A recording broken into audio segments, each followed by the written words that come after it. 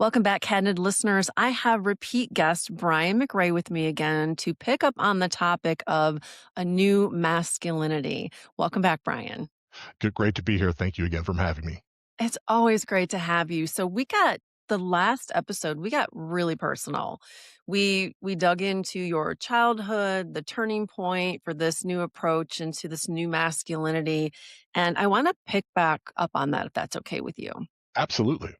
Okay. So, I mean, we talked about your childhood. We talked about your interactions with your client, Dr. Maggie Azutsu. Did I pronounce that properly? Good. And how she really helped you help navigate down this road of being a new man, which you've now termed a new masculinity. Can we now talk about the outcome of all of this and how it's applied currently to you in a leadership position? Like how do you bring this new masculinity into the workplace effectively? That's a great topic and, wide ranging. I think the best way to approach this is maybe to contrast that with the way that I used to work, Mhm. which was, really right down the middle of the typical male archetype, leaning into this authoritative archetype that I've talked about before. Yeah. And it's created a lot of challenges. It's one of the things that created that affected my career transients and really my inability to have sustained success because that approach was, I use the word artificial for lack of a better term, but Yeah. it prevented me from creating the strong relationships that you really need to be successful in the workplace, regardless of what you do. Yeah. And so the biggest change I've made since is I'm very intentional about leading from my heart. I work in sales. I work for a professional auto racing team, but I also work Yeah. in the finance industry. And both of these are, in their own ways, are extremely difficult. There's a lot of selling involved, a lot of cold Yeah. calling, a lot of new relationship building. Yeah. And once I shifted to this approach of leading from the heart and being more open, being more vulnerable, it just creates so many opportunities for connection. Yeah. And I think in my world, I talk to so many people, and it's very powerful when I meet someone who is capable of meeting me in that same place. Because I found that if I can lead from my heart, if I can be vulnerable, Mhm. it tends to allow the other person to open up too. It's like it gives that person permission or safety to Yeah. be able to do the It same thing. does. Mhm. It does. Because I lead that way too. It builds trust. When you can be vulnerable, it does give other people permission to be vulnerable because that is not a commonality in most workplace cultures. You typically have your leaders, you have the people that work for them, the leaders give the direction and team members for whatever reason a lot of times don't feel comfortable talking about their emotion or what they're going through. It's all about pumping out the work, getting it done, and that just creates no connection. Zero. So I too have really dug into an empathy infused leadership because again it gives permission, it certainly builds trust. I'm curious with you, sales is not typically a place where people lead with their heart. That's Right? well I mean, said. I was trying to term that in a way that wouldn't be offensive, but you just don't think of sales as being a place where you've got an empathy driven leader on the other side. Sales is about the bottom line, it's about making numbers. How does that look for you? That's a great question. Yeah. And I think if all the sales books that you read, at least the good ones, talk about relationship building. Mhm. And the best salespeople are great relationship builders. But it's almost to the point of cliche. Yeah. And many times in a corporate culture, the relationship building is, let's go play around a golf or go to the bar and have just the typical surfacey conversations. And we'll do that a couple of times and call it a relationship. Right. That's very different than generating true interest in what's going on in someone's life, and doing that from the front. Mhm. Especially on the finance side of the industry that I work in, the product that I work with they're reverse mortgages, which have a terrible reputation. There's a lot of mistrust as soon as you say those two words. There's just generates instant resistance. And then I'm also dealing with an elderly client base. And so these are all Yeah. people that are in their 60s or older. They're vulnerable.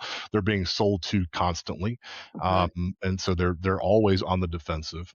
And so my approach has always been to lead with the heart, and I refuse to engage in the typical selling, the typical sales approach, the typical, let me, sow some fear into your heart and then come around and close you. I just Right. refuse to do it that way, especially with this audience. Instead, I ask a lot of pointed questions. I try to meet in person if I can in their home, sitting around their kitchen table with their Yeah. family. And that just by itself opens up so many possibilities. And I think in some ways, having me leading that way, leading from the heart, asking the difficult emotional questions, sharing the emotional stories from my own life, it's unexpected Yeah. because most people in a sales role, especially in my industry, they are overly salesy. And Yeah. if you look at me when I walk into the room and when I talk, you would expect that, right? You would Mhm. expect that same kind of approach. Yep. And so it's disarming and it's a pattern interrupt, to be able to start from a place of vulnerability.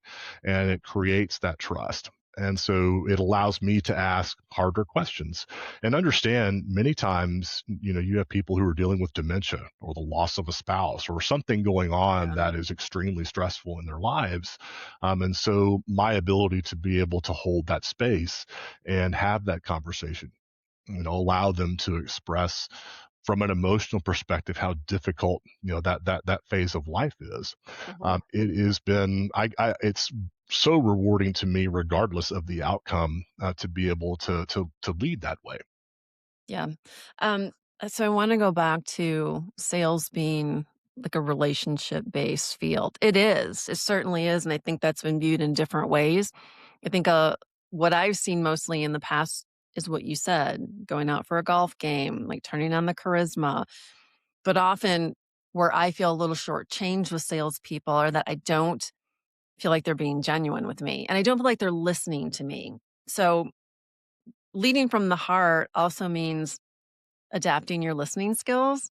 Instead of listening to respond, which I feel like a lot of people do, they're waiting for me to stop talking so they can get that value plug in there, or leading to really hear, leading to a place where you can dig deeper, like you said. And it sounds like that's what you do. You really listen to your clients so you can get to those deeper level questions.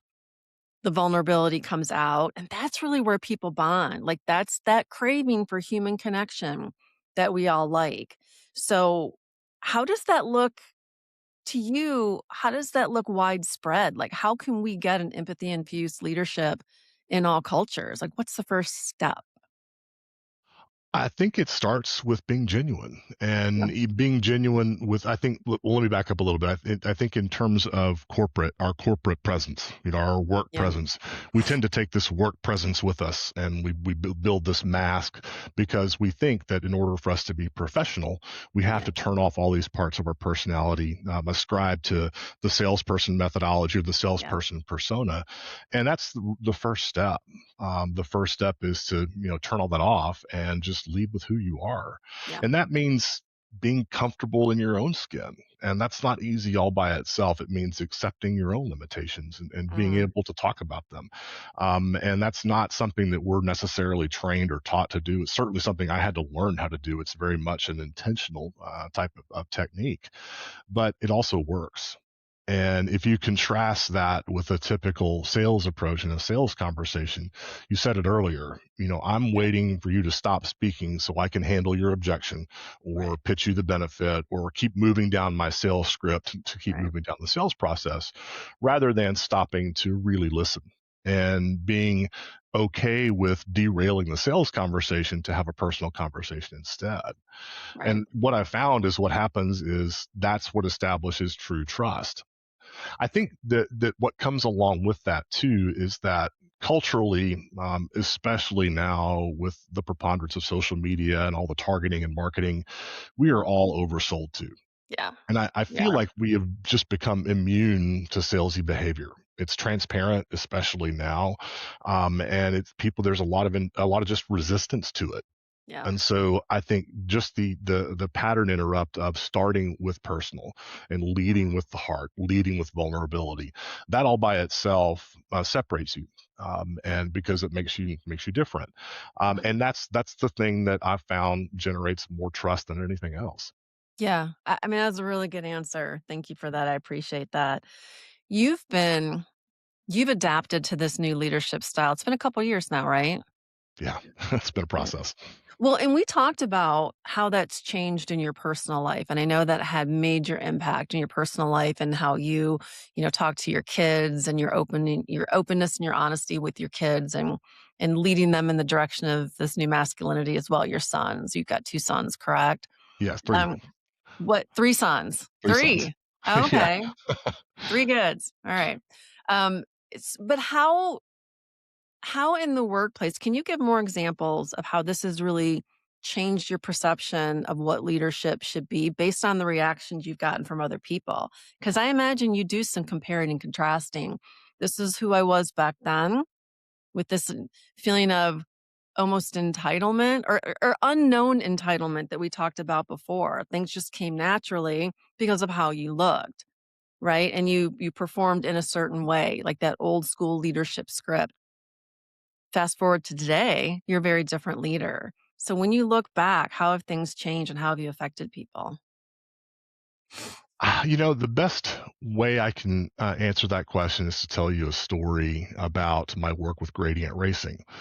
The team principal and I have known each other for about a year, and he is someone whom I have developed a tremendous amount of respect for. He's well respected among the racing community. He has built an amazing team that stayed together over the course of 9 years. And so, since the very beginning, a year ago, I have always wanted to be at my best for this person. So, what that might have meant in the past is, and let me back up and give you the example. A few weeks ago, I write a newsletter on LinkedIn called the Racing Revenue Playbook, and I release issues about every week or so, and it's related to the work of trying to find and develop sponsors and partners in professional racing.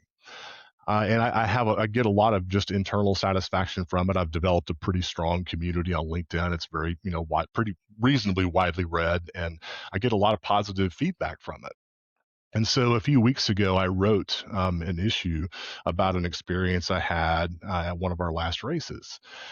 And Kristy, it was my best work. It was the best piece of content that I've ever written. And that's not hyperbole. Like, I really put my heart and soul into it.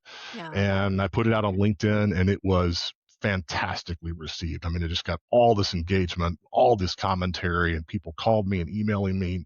It was just extraordinarily well received because it was from the heart. Yeah. So I talked to our team principal about a week later, and the first thing he said was, I didn't like it. And he didn't like it because the way that I had written it cast the team in a light that didn't follow the culture he was trying to build. In other words, it cast the team in a bit more of a scrappy independent, and he is trying to build and promote a truly professional culture, an elevated culture, a performance culture. Mhm. And so that piece of work didn't fit. Now, a year ago or 2 years ago, I would have argued with this man. I would have fought tooth and nail because I valued what I had written so much, and I believed in, and I still do, I believe in what I had written. And I would have fought for it, and Mhm. I would have argued for it, and I would have maybe even died on that hill. That was that attached to it. But instead, when he told me that, I listened to it, listened to what he said. I agreed with him because he was right. And I immediately, as in I was on the phone with him, I turned around and deleted it without a second thought, without even, with no hesitation. Mhm. And I didn't really understand the importance or impact of that until later, when I realized that I completely set my ego aside for this person because I wanted to be in service to him and the culture he was building. Yeah. And so that's the biggest, that's I think the best manifestation of this empathy driven, vulnerability driven in the workplace is, and it's probably maybe the first time I've ever truly set aside my ego. And the striking thing to me about it was instant. Like, there was no hesitation. Like, Yeah. I'll delete it right now. Yeah. And we had a conversation about this after the fact, and I explained to him that how impactful that was, because I am completely devoid of ego when it comes to my role in his business, and Yeah. that's something that I have never had. That's brand new. And so that, I mean, you think about the vulnerability that that represents if Yeah. you're willing to trash your best work, in service to a higher purpose. And I can guarantee you, if this were, a year ago or 18 months ago, we would have been having a very different conversation. Well, and what I'm hearing too, if we go back to we talked about listening, when he was talking, you were listening to understand, not listening to respond. Listening to respond would have been like, let him get it out. He's wrong. I'm right. You're done talking. This is why you should see it my way. You listened to understand, and that's why you had that immediate detachment from your writing, understanding that it was the right thing to do because it didn't meet the vision of the culture of the client. Exactly. That's exactly right. And I remember the conversation, and there Yeah. was no, not even any internal resistance. Yeah. Like, I didn't even feel the least bit compelled to argue with him, because I listened. And Mhm. what I really love about this person is he is very detailed. And so he is, when you talk to him, he's very clear about what he's trying to build and why. Mhm. And so I've learned to just sit back and listen, because he gives me all of the information that I need. And to your point, had I been in the typical listening mode of waiting for my turn to speak and waiting for my turn to make my point, I would have missed the message completely. Right. Right. I wanna talk about your writing since you brought it up, and I do wanna see that piece of work since it was you think your best ever, like, that's I'm very interested in reading that piece now, but we talked earlier about, more writing that you're doing right now, writing that focuses on this concept, this beautiful concept that you're bringing to fruition of a new masculinity. Can you talk a little bit about what you're writing and what your vision I is for can't. that? That'd be great.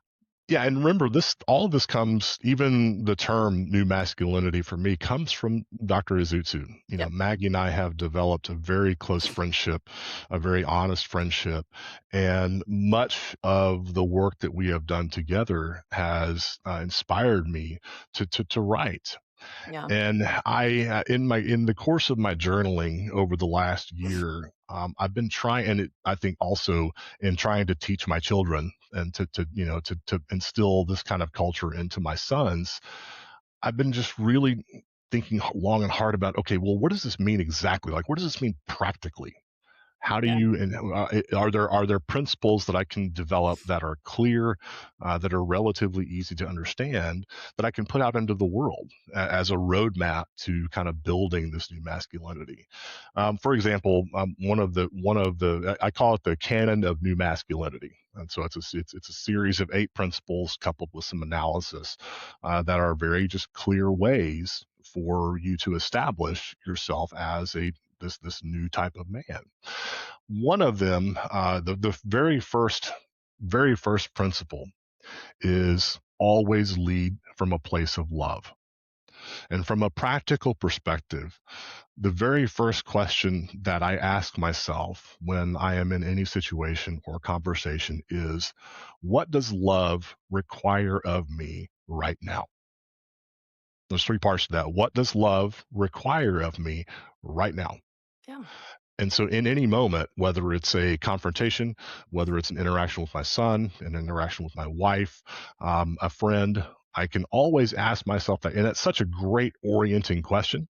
And it's Mhm. a pattern interrupt that gets you out of your ego, gets you out of your head, and forces me to think, okay, well, what does love require of me in this moment? Yeah. And so, for example, this, what I just talked about love required me to turn around and delete that post. That was what love required of me in that moment. And so that's one of the very first principles that I operate from. Another one is this I love idea. that principle, by the way. Like, can you I do say too. leading with love is a beautiful thing? It's so simple. It is As in, simple. it's not easy, but it is simple, and that's what that's what as I'm writing, I'm trying to write these things in simple terms that are easy to understand, and the techniques and tactics that are easy Yeah. to implement. It's a simple question. But the processing behind it is what is the difficult part. Takes And practice. it Yeah, takes intention and practice for sure. right. I interrupted you. You were moving into a second principle. Did you wanna continue with that? Yeah. Another one of the ideas is, so much of our worth as men is defined by the scoreboard. Mhm. How much money do you make? What's Yep, your job title? Like what kind of suit are you wearing? What kind of car do you drive? And yep. so much of our ego is defined by that. A lot of that comes from society. It's just part of the social structure. And so I wanted a counterweight to that, because not all of us live to that standard, and those things are not what's important to a lot of us, right? And so much of my internal conflict is rationalizing who I have become with what society expects from a man, because in many Mhm. ways society expects me to be the tall, loud white man and Right, lead that way, right? And right. so and there's a lot of internal guilt and shame with not meeting that standard. And so the fundamental idea that I express in this canon is this idea of sovereign worth, that your worth is not determined by your actions. It's not determined by how much money you make. Your worth is sovereign, and it exists because you exist. And so just that this fundamental idea that no matter the situation, no matter how low you are, no matter how angry or upset you might be, you are still valuable to the universe. I love And that. it's a simple principle. Yeah. But when, I get in these difficult places, when I start to doubt myself or I start to judge myself, as we all do, I Mhm, can revert back to this idea that we are all of us are worthy. mhm. Our worth is not defined by the rules. It's not defined by money. Our worth is sovereign. And it's a really powerful technique. Well, I'm telling you, this is a great day for this conversation. Because when we started, I told you it's been a weird day. It's been like a weird vibe, and I think part of that vibe has been me self-criticizing, sort of in the background. I'm not fully aware of it, but there's like a nagging that I think it's this feeling that I should be doing something else or doing something better. So it's a good reminder that I'm worthy just by being myself. That's right. Like, let's reset the day. There's nothing that's gone off the rails. Let's stop the nagging by understanding through a little self-reflection that I am enough. That's right. It's Yeah. centering. It's exactly that. Yeah. You kind of hit it. It is a great way to center yourself in whatever moment that you're in. So this series that you're working on, it's gonna spotlight these 8 principles of this topic of this new masculinity, and I'm guessing this is all to do with, is it in a leadership sense, or are you writing this for people to apply in their personal and professional lives? I originally wrote it for my sons. Nice. I wanted to capture this journey in a Yeah, simple way that my boys could understand and take into manhood as a roadmap to building this persona themselves. yeah. And it since evolved. I shared it with Maggie, and we've been working on it together, and it's turning into something a lot bigger. Possibly a book, possibly a class or series of classes, but she's helped me shape these messages and helped integrate a lot of academic study, a lot of books, a lot of ideals that have come from other people, Mhm. that I've been able to integrate. And so she's been instrumental in helping me round this out. But I haven't quite figured out the final form. Right now, it's an academic paper Yep. coupled with a more of a casual paper, and that I've sent this to my boys, and we're kind of reviewing it together. But I'm not quite sure what the final form looks like yet. Yeah. But I am convinced that it needs to go out into the universe in some capacity. Yeah. Well, I don't wanna back you into a corner and make you commit to anything, but it sounds like it'd be a really helpful book. I think so too.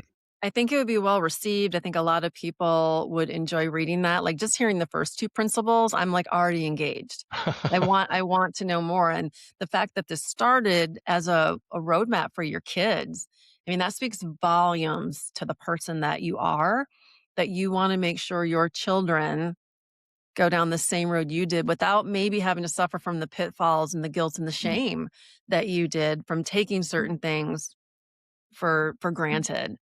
back in your youth. And you don't want to be in your 50s always and have these big realizations that you'd wish someone had written a book or talked to you in your 20s to avoid some of that crap, you know? For sure, and I think on a larger, especially right now, the world is so divisive and so Yeah. stressful. Wake up every day to this, the latest round of bad news, and so I think the Yeah. universe is ready for this, and I feel a responsibility. I think that they're going back to you and I talked earlier about a formative book, Power versus Force, written by Mhm. Dr. David Hawkins, Yep. and the one of the basic concepts of his book is that love always conquers in the end. That love always prevails in the end because that's the force of the universe. And so the counterweight to all of this negativity, and to take it a step further, you think about the people that control social media and control the media. They have these huge amplifiers where they can get all these messages out to billions of people, and there's Yeah. no real counterweight to that. Well, this is the counterweight, is living from this place of love and treating the people in my community, in my neighborhood, in my family, and doing what I can to propagate this knowledge in any capacity. And so I view it as much of a social responsibility or a responsibility to the universe to be able to find ways to project this love into the universe. Yeah, you said this is really what the universe needs. I agree. I would also say broadly, this is what humankind needs. We need more of this type of thought leadership to move us along this evolution, just to being better people, better leaders, better spouses, better aunts. It's a lifelong journey. Like we're never done improving. And so the more people are writing about the things that I believe are the most important to us as humans, creating connection, creating trust, building loyalty, leading with love, I'm going to absorb all of that. So I'm so happy to hear that you're writing this with Dr. Maggie. I am. It's pretty. It's profound, and I think I want to add on, and I can maybe turn this around to you and talk to me a little bit about the role that guilt and shame plays in your life. Guilt and shame have been major players in my life as far back as I can remember. Over the years, I've slowly been able to mitigate their presence in my life and in my brain, but I have I've always had this drive to do more, to be more, to please. It definitely started with the whole middle child syndrome. I was competing against my older sister who had done things before me. I was competing with my younger sister who was cute and sweet and everybody loved the little kid, and I think I just from that I evolved as an overachiever, which has served me well, but it also comes with a couple of weights. It comes with a lot of self-derogatory statements. It comes with a lot of guilt and shame. And over the years, I've had to really determine what guilt and shame mean to me and why they're present. And what I've come to is that they are two pieces of my whole, and they do serve a positive purpose, just like anxiety does. And so I've really worked hard to get to know them. When guilt and shame or anxiety come up, I literally talk to them like they're a person, they're a piece, they're this part of this internal family system in my brain. And as I've done that and gotten to know them, I do realize that they do have a purpose in driving me and getting me here or making me realize, well, maybe I've said something stupid. I don't need to beat myself up for 4 days, but I do need to realize that that's a correction that I need to make, that maybe I didn't lead with love. Maybe I judged too quickly because we all judge too quickly, right? Judgment is always at the forefront of our perception. That is just that is just the truth. And so I've really worked hard to stop myself and say, okay, you're judging. What are the facts? You don't have any. Back up and let's approach this in a different way. And that has reduced my level of guilt and shame when I lead more as a true, authentic person than as someone coming out to judge. Because then you open yourself up to really getting to know people, really getting to understand the situation. So that's a very long winded answer, but I've had a very complicated relationship with guilt and shame over my life, but I have worked hard with them as a partner to smooth that out and really mitigate their negative effect in my life as much as I possibly can. There are days I do stupid shit, Brian, and the guilt will just overwhelm me. But, like if I'm in a bad mood and I yell at the dog, I love my dog. I'm going to feel guilty about that for 24 hours and she's going to get spoiled rotten for 24 hours. But it's those reminders of who I really am that help me move past that. Have you what's your relationship been with guilt and shame? You Well, brought it up, so I'm assuming there's been a yeah, relationship. I Yeah. want to unpack that with you because I ask this question to every woman that I know, and especially the women that I care about, Mhm. because institutionally and socially, the social structure has taught you to use your guilt and shame against you. Mhm. And because And I our have. society tells you, well, our society tells you that you're not enough. You're not pretty enough. You're not smart enough. You're not good enough to have this job. You're unequal to men. And by and large, men don't have that. Like we don't have this constant thing of guilt and shame because we're part of its personality. We're very, more direct, but socially we're because of the role we play in the hierarchy. It's not very often that we are told that we are not enough. And so I believe that guilt and shame, those two emotions, are kind of weaponized versions of female intuition because the women that I Interesting. know have very wide ranging awareness about where they are in the space and how they relate to other people and how what they say and what they do impacts others. And that's a superpower. Mhm. But socially, you've been conditioned to judge yourself for it. And so, in terms of new masculinity, that's one of my core tenets is men, we should be more in tune to raising women up. And, and Agree. and what I mean by that is not telling you that your guilt and shame is wrong, Mhm. but asking you the question. And that was a beautiful answer, by the way. You're the first person that's framed guilt and shame that way. You have the emotion, but you use the emotion for insight. Mhm. Most of the women that I know, including my wife, they turn it in on themselves and they just carry it and they Yeah. carry it and they carry it. And it makes them think they're not good enough, that they're not Yeah. smart enough, that maybe Mm. society's right. And so I believe, tactically, one of the most powerful things that we can do as men is to make that place safe and comfortable and to have these kind of conversations and to help the women that we love feel more empowered to live in that space Mhm. because that's really what you're talking about. That's empathy supercharged, Sure. Yep. and that's what the universe needs. We need more of that, not less of it.